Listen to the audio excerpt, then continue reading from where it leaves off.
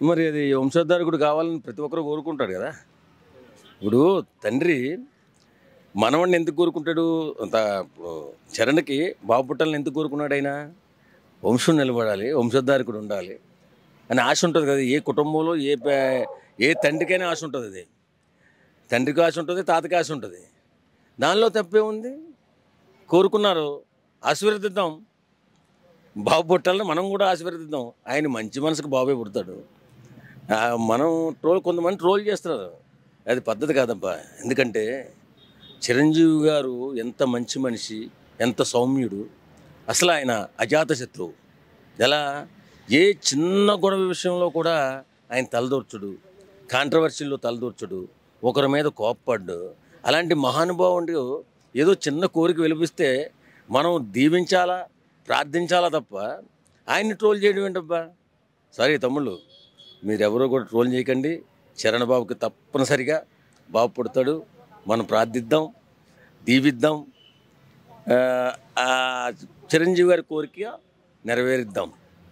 రాజకీయాల నుంచి శాశ్వతంగా తప్పుకుంటాను అనేదాన్ని ఎట్లా? ఆయన అలసిపోయాడండి.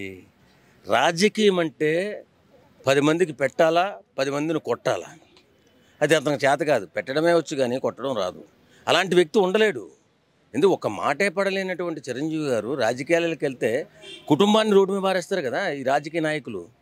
ఆ సంస్కృతే నీచ సంస్కృతి. రాజకీయం అంటేనే నీచ సంస్కృతి. ఒకరినొకరిని కొట్టడం, ఒకరినొకడు ఎన్నిపోటు పొడుచుకోవడం, ఇవే కదా అందులో ఉంటాయి.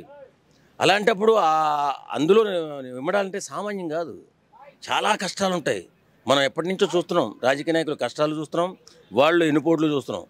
అలాంటి వ్యవస్థలో నిలబడలేకే కదా వచ్చేసింది. మరి అలాంటప్పుడు ఆయన రాడు, రాజకీయాలకు రమ్మంటే రాడు. ఎందుకంటే ఎంత సేవ చేశాడు, ఎంత పోరాటం చేశాడు. వీళ్ళు ఎంత నీచాతినీచంగా మాట్లాడారు ఆయన ఫ్యామిలీ గురించి, ఆయన గురించి. అలాంటప్పుడు ఇంకెందుకు వస్తాడండి బాబు?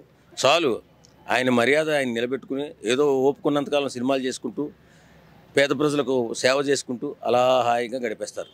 ఒక రాజకీయ నాయకుని కలవడం అని అంటే సినిమా ఇండస్ట్రీ కోసమే అని కామెంట్ చేశారు. అవునండి, సినిమా వాళ్ళ కోసమే కలుస్తారు ఆయన. అప్పుడు కరోనాలో ఎంతమందికి సాయం చేశారు ఆయన సినిమా ఇండస్ట్రీలో ఉన్న వాళ్ళకి.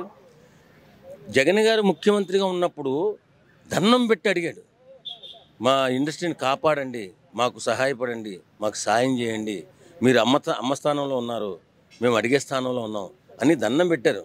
ఆ తర్వాత ఆయన కరుణించలేదనుకోండి, ఆయన గుణం అయింది, మనం ఏం చెప్పలేం. కానీ కాకపోతే ఏంటంటే ఎప్పుడూ కూడా సినీ కార్మికులే కాదు, బయట వాళ్ళే కాదు, వాళ్ళ ఇంటికాడ ఎప్పుడూ జనాలు ఉంటారు, సహాయం కోసం అడిగేవాళ్ళు ఉంటారు, వాళ్ళు సాయం చేస్తూనే ఉంటారు.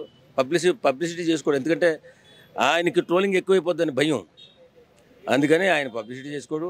ఆయన మహానుభావుడు, ఆయన కోరిక నెరవేరుతుంది. Thank you.